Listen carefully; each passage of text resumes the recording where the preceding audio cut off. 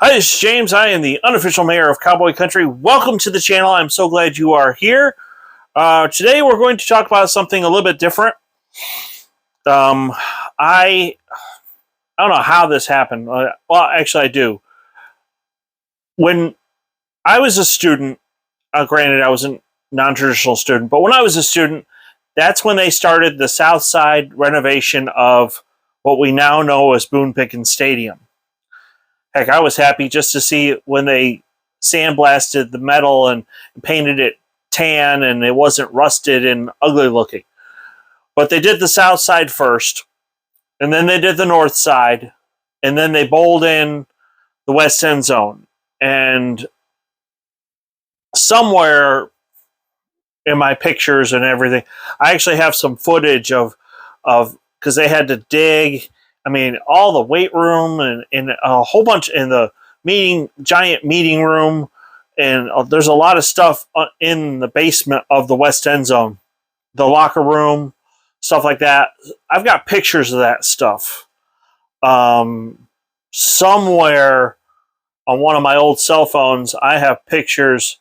I was very grateful to the project manager of Boone Pickens Stadium, who allowed me with my cell phone and took me on a tour of the facility. So I got to see the coaches' offices. I got to see the training table where the athletes eat. I got to see the locker room, the weight room. I got to see everything. And I took pictures of it and I turned them into the school for historical purposes. So what I did was I started off on this kind of crusade to learn about other stadiums so I could compare and contrast Boone Pickens Stadium with these other stadiums. And since then, I've seen over 20 of other school stadiums. Heck, this next weekend, I'm going to go see Utah and BYU. So today, I want to talk about what other people are doing, other schools are doing to improve their stadiums. So I'm going to have to, in the editing process, add a lot of pictures. So they'll be right here. The pictures might be so large, it may cover my face. Don't worry about that. Purdue has a project to renovate their south side end zone. Part of that, I think, with a lot of these that want to improve their end zones is because of the overtime rule. If you have a end zone where there's a lot of fans and people close, you're going to pick that side to do the overtime because you're going to have more noise, you're going to have more fans there to give you an advantage to disrupt what the other team is doing. Of course, part of it has to do with appealing to some of the richer donors so they have more comfortable places to sit. And of course, club and suite tickets bring in more revenue to the athletic department. If you didn't know this, club and suite tickets at Boone Pickens Stadium bring in more money than all of the seats in the regular bowl combined. So suites are important. And speaking of suites, Texas A&M is going to put suites in their south end zone. So that's going to bring in a whole lot more revenue for Texas A&M. I know firsthand because I went there a couple weeks ago that they are also working on a new indoor practice facility. So KU, I don't have pictures of this. Oh, by the way, the source of a lot of this information is roadtocfb.com. They put an article out about this. According to multiple sources, actually, KU is accepting bids for construction on the David Booth Memorial Stadium. KU has allocated $350 million for this project. Question is, have they even started the fundraising for it? I would start now because KU football is starting to get good. And I have a lot of respect for Coach Leopold. I mean, 2 years ago, I saw KU get their butts kicked by Oklahoma State. But you know what? It was something weird that happened. The players never gave up. They were just as intense and trying just as hard in the fourth quarter as they were in the first quarter. They were playing for pride. They were playing not just for the name Kansas on the front, but the name on the back as well. I saw a drive and an intensity in them and a focus that made me go, there's something different about these guys. Sure enough, they're already 3-0. So, and they'll probably be 4-0 after they beat Duke. Clemson, not a whole lot to improve on with their stadium. They're one of the two schools that calls their stadium Death Valley, but they are putting in a new video board. Texas Tech is going to do some really cool things with the south end of their stadium, putting in some club and suites there and just making it look really good. I love the Spanish architecture of Jones AT&T Stadium. I really do. It is gorgeous. I've seen it in person, and I think it's beautiful. So the only thing is, it doesn't go all the way around. Well, they're gonna fix that this time around. Tennessee, I'm not really sure what they're doing here, but they've thrown a boatload of money at their stadium, and now that they finally got a good coach in Josh Heupel, things are starting to turn around. Charlotte, the article mentions them, so I'm mentioning them. Heck, even the non-Power 5 schools are trying to keep up with the Joneses. Mississippi State, I put the sign here. The article says that they're trying to do modern seating in the upper decks. Not sure what that means, but if it could be something as simple as putting cup holders on both sides of the seats. Who knows? Although cup holders would be nice. You know, for example, hold on. I don't like to leave the camera, but you know, if you got, you know, your cup or a cup like this at the stadium, you know, cup holders at every seat would be nice. That would be a good thing to do. The Liberty Bowl. Oh my gosh, this thing is gorgeous. I think this looks fantastic. If they really do everything that's in this picture, my word.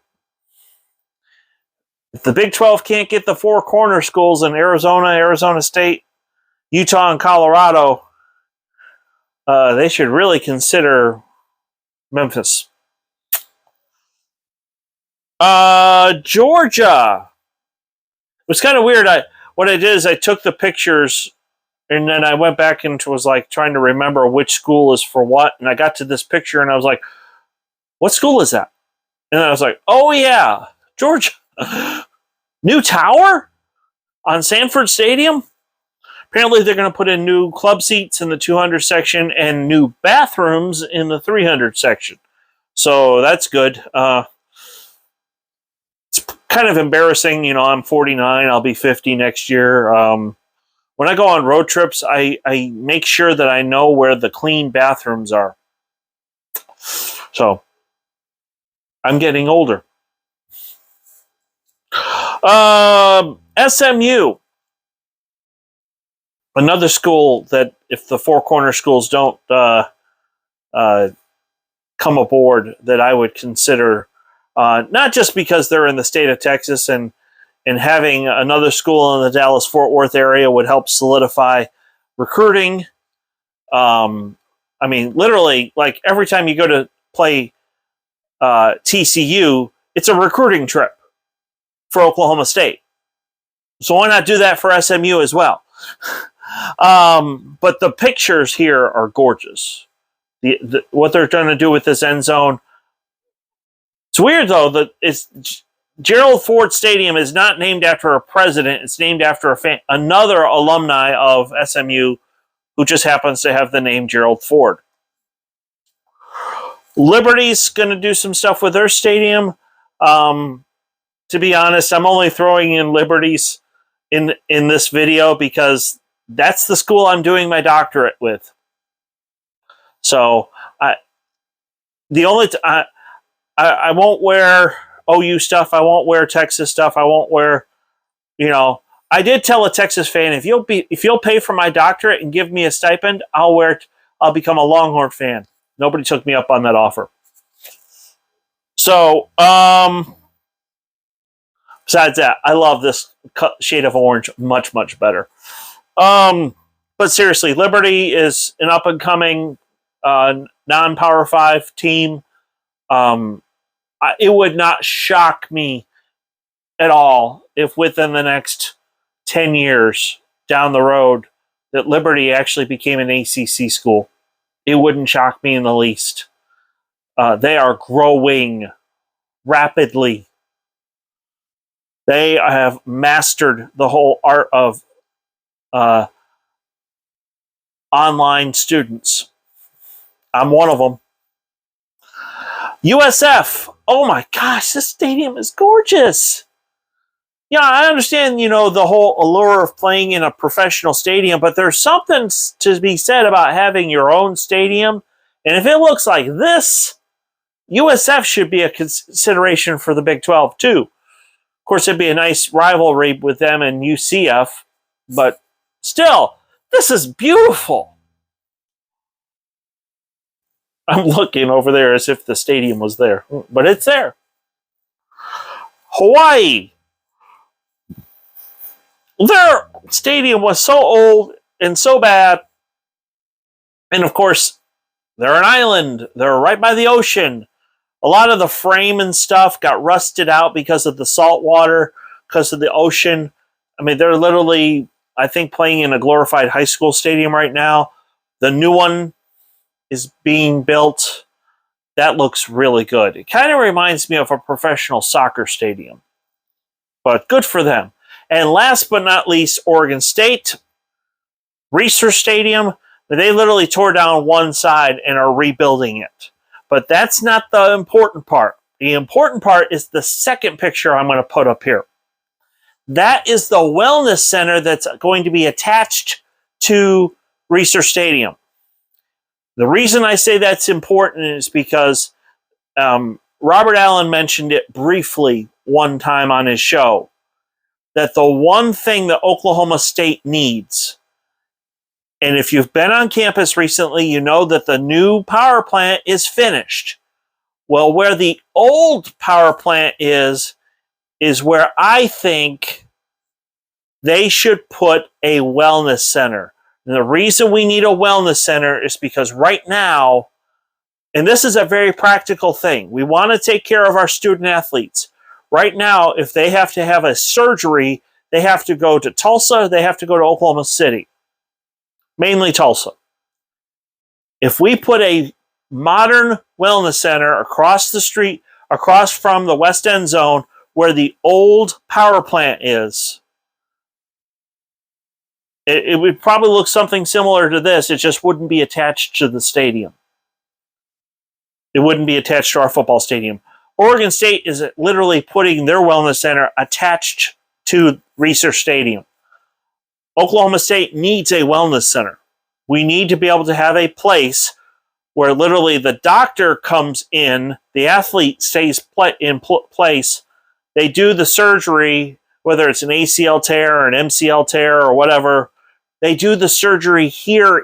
Not here. I'm not in Stillwater, but they do the surgery in Stillwater and take care of the student athletes. That, my friends, would help things out a lot. Anyway, I'm almost out of time, so I just want to thank you from the bottom of my heart to all of the members of Cowboy Country. I love you guys. If you're new, please hit like and subscribe. And remember, of course, whether you got your degree at Oklahoma State or you started and didn't finish, as long as you wear orange and black, you're a member of Cowboy Country, and you are welcome here. So I love you guys, and I will see you later. Probably Tuesday. I'm not doing a video, so